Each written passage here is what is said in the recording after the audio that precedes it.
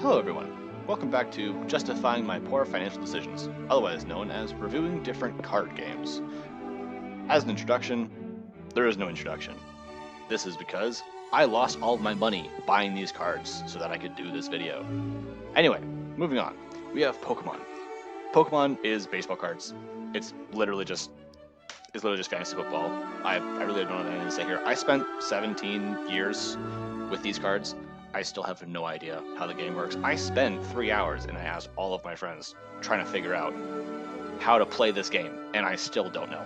That being said, there was one specific thing that I remember about this game, like back in school, and that is, it is the Mafia. It is literally just the Mafia. We have drug circles during recess, after school, before school, on the weekends, into high school, after high school, as adults. If someone has a valuable Pokemon card, that it is basically war. It is a faction war for whoever can get that card. And God forbid that a trade goes sour. Because I swear to God, once someone says no trade backs and you try to get a trade back, it looks like it's going to be a standoff. It is quite possibly the most dangerous card game I have ever experienced, because it's the only card game in which I have been threatened with physical violence. You know what? 9 out of 10 though. Moving on to Yu-Gi-Oh! You smell. You are disgusting if you play Yu-Gi-Oh! I'm sorry. There is no other way to get around this. You probably have 500 restraining orders on you, all from people you've never met before, just because they got a whiff of that smell that you give off. They do not like it, I'm sorry. But it's okay. We have a cure for this.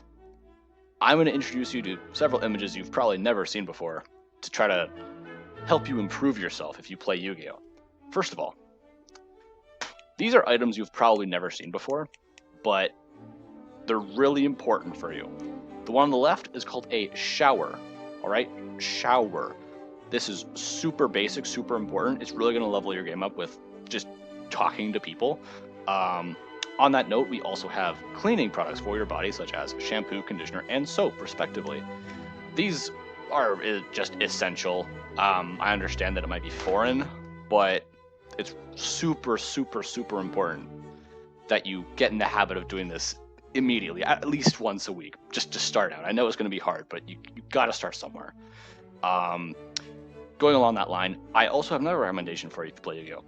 Touch some grass, please. I am begging you. It is not going to kill you. I know it looks pointy and it looks like it's going to stab your feet, but I assure you, you will be fine. I promise, seriously.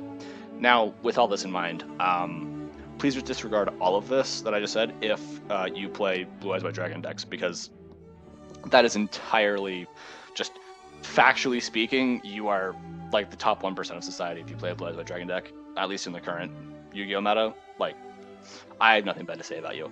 Anyway, moving on to the actual game that I play, Magic the Gathering.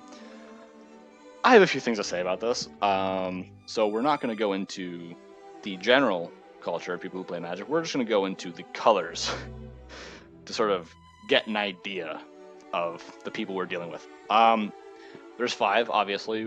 Red, blue, green, black, white. We're going to start with white. You're probably a Marxist, not gonna lie.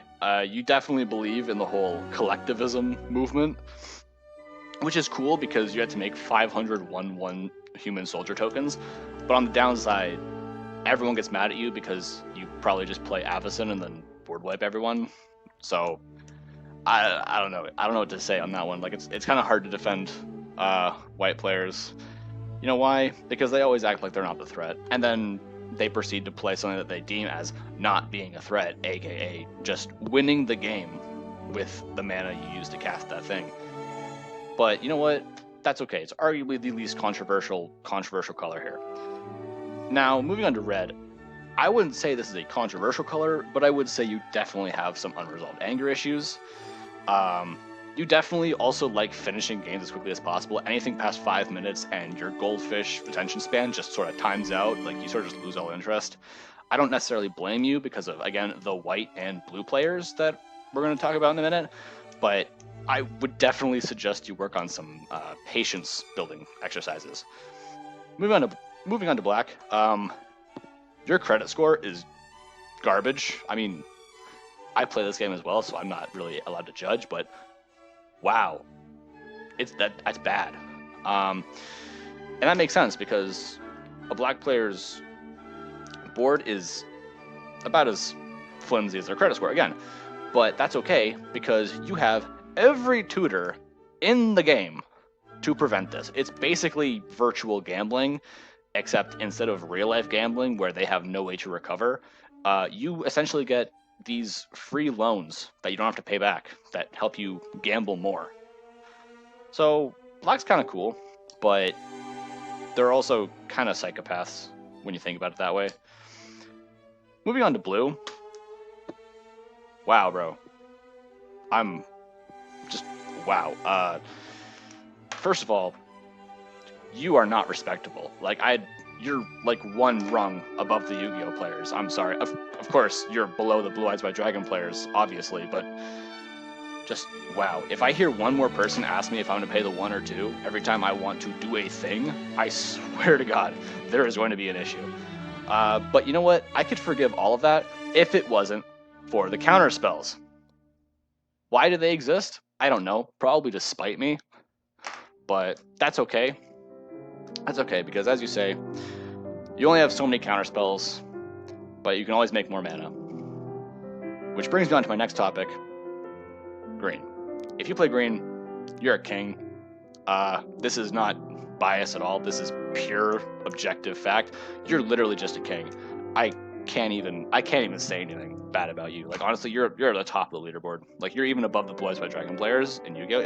It's honestly, you're incredible. Like, why would you have an issue with all of these? You literally get the color where you get to play dinosaurs, elephants, and giant worms, and that's just it. That's your entire game plan. You build big mana so that you can play big creature and then swing with big creature to win the game. It is so simple that people are going to call you an idiot, when in reality, you're the smartest player because you play the simple yet effective route. It is called efficiency. I love it. Again, completely non-biased. You'll never guess what color I play. In summary, yeah, Pokemon, you're just probably a mafia boss. Yu-Gi-Oh, yeah, you spend way too much time playing cards. And Magic is basically League of Legends, except every color is a lane, unless you play support or jungle. Green is definitely jungle, though. In other words, you'll never guess my league main. But with that said, that's everything. Again, I have no money.